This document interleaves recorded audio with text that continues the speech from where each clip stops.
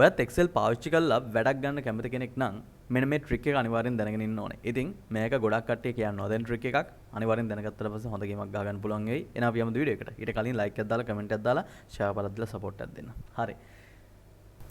ඉතින් ඕගලන්ට පේනවා ඇති මේ Excel එකේ හරිද හිතන්න මට හිතන්නකෝ මම මෙහෙම 20 හරිද 30 ඔයගේ මොන හරි සංඛ්‍යා ටිකක් මෙතන දෙනවා. හරිද?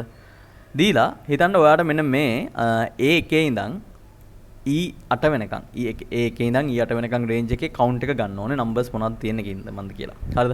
ඉතින් ඒක ගන්න ඕනේ මෙන්න මේ H කියන කොටුවට. හරි. එතකොට හිතන්න ඔයා ලියන්නේ සමානයි කවුන්ට් මෙන්න මෙහෙම වරහනක් දාලා A1 ඉඳන් H නෙමෙයි A1 ඉඳන් E8 වෙනකන් කියලා කියමුකෝ. හරි. ඔන්න ඔහොමනේ ගහන්නේ A1 ඉඳන් E8 වෙනකන්. හරි. ඔහොම දීලා දැන් ඔයාට ඕනේ කියන්නකෝ මෙතෙන්ට තව මොන හරි එකතු කරගන්න. ඔන්න ආ එකතු කිරීමක් ලකුණක් දාලා ඊට පස්සේ ඔයා මෙන්න මේ F8 කියන එකත් එකතු කරනවා. හරි. දැක්කද? count A1 E8 E1 to E8 plus F8. හරි. කොහොම දාලා එන්ටර් කරලා පස්සේ ඔයාට මෙන්න මේ වගේ හරිද මොකක් හරි කතාවක් එනවා. හරි. දැන් මම F8 ට මොකක් හරි ගැහුවොත් එහෙම බලන්න මෙන්න මෙතන 20 කියලා ගැහුවොත් ඒ 20 අතෙන්ට එකතු වෙනවා. හරි.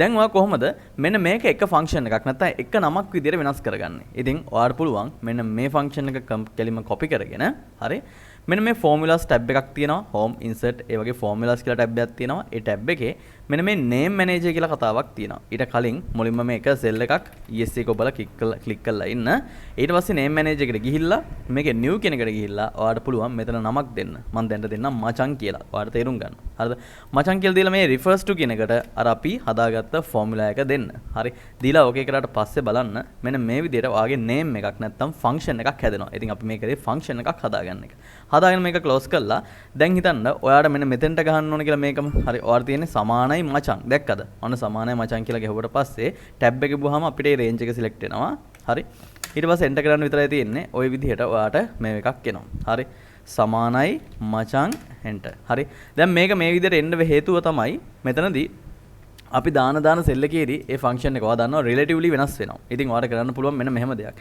මෙන්න මෙතන මේ ෆන්ක්ෂන් එක වෙනස් කරන්න පුළුවන් මෙතන F4 ඔබලා. F4 බෝඩ පස්සේ මොකද්ද වෙන්නේ? A1 එක $1 නැත්නම් $1 වෙනවා. $E $1 $8 වෙනවා. හරි.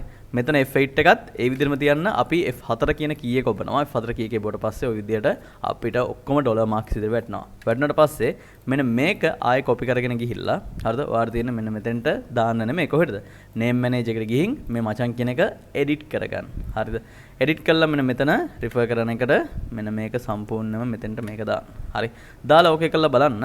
ඕකේ කරාට පස්සේ close කරලා දාන්න. close කරාට පස්සේ ඔයාලට පෙනේවි මචං කියන එක මෙතනත් අපිට හම්බෙන්නේ 23. ඒකෙන් කියන්නේ මම මේ sales ටික lock කරා. ඩොලර් මාක් එක දැන් මේකෙන් මම කරේ ළමයි මොකද්ද? lock කරන එක. හරි. දැන් හිතන්න ඔයාලා මෙතන සමානයි මචං කියලා ගහුවා කියලා. හරි. මචං කියලා ගහලා එන්ටර් කරාට පස්සේ දැක්කද?